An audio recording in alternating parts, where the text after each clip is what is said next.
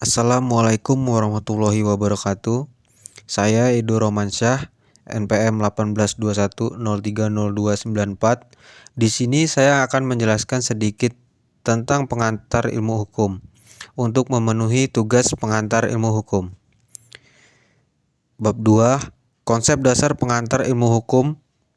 Secara historis, pengantar ilmu hukum atau PIH merupakan ilmu pengetahuan yang mempelajari hukum secara umum dan memberikan pandangan umum secara ringkas mengenai seluruh ilmu pengetahuan hukum dan mengenai kedudukan ilmu hukum di samping ilmu-ilmu yang lainnya. Beberapa istilah tentang para tokoh berpendapat tentang pengantar ilmu hukum. Yang pertama, Hartono Hadisweprapto. Yang kedua, R. Abdul Jamil. Yang ketiga, Swidiman Kartodibio Projo. Ruang lingkup penghantar ilmu hukum. Secara spesifik, ruang lingkup penghantar ilmu hukum meliputi yang pertama, hukum sebagai norma atau kaidah, yaitu menempatkan hukum sebagai pedoman yang mengatur kehidupan dalam bermasyarakat agar terciptanya ketentraman dan ketertiban bersama.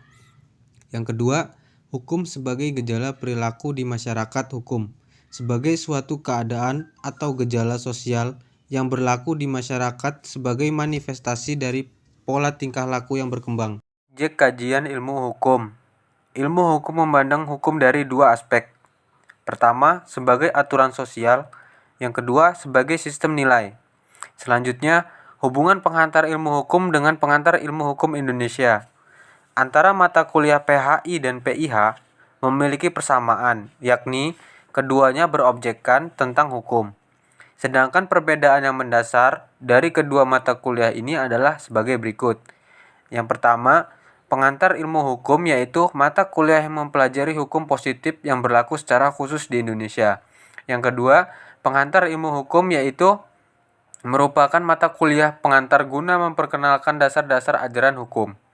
Kesimpulannya, PIH membahas atau mempelajari dasar-dasar dari ilmu hukum secara umum atau yang berlaku secara universal, misalnya mengenai pengertian-pengertian, konsep-konsep dasar, dan teori-teori hukum, serta sejarah terbentuknya hukum dan lembaga-lembaga dari sudut pandang falsafah kemasyarakatan.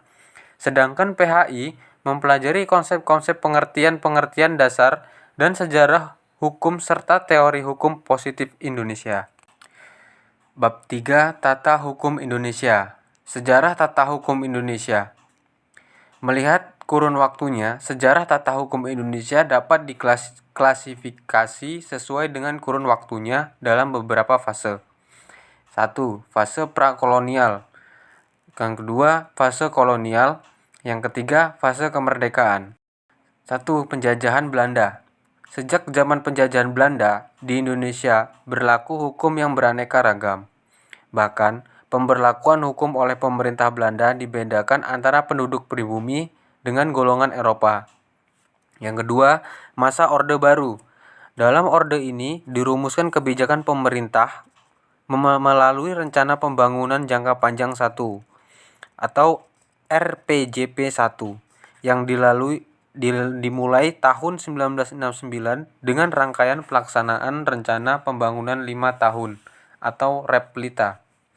Yang ketiga, masa Orde Reformasi.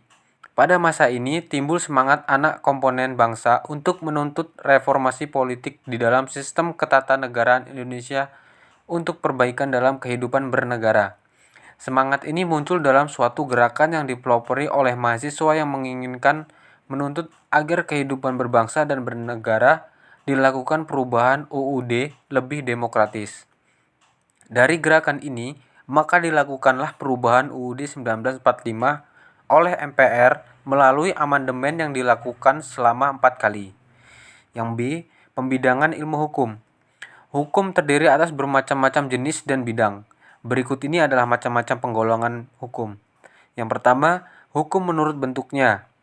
Yang kedua, hukum menurut tempat berlakunya. Yang ketiga, hukum menurut sumbernya. Yang keempat, menurut waktu berlakunya. Yang kelima, menurut isinya. Yang keenam, menurut wujudnya.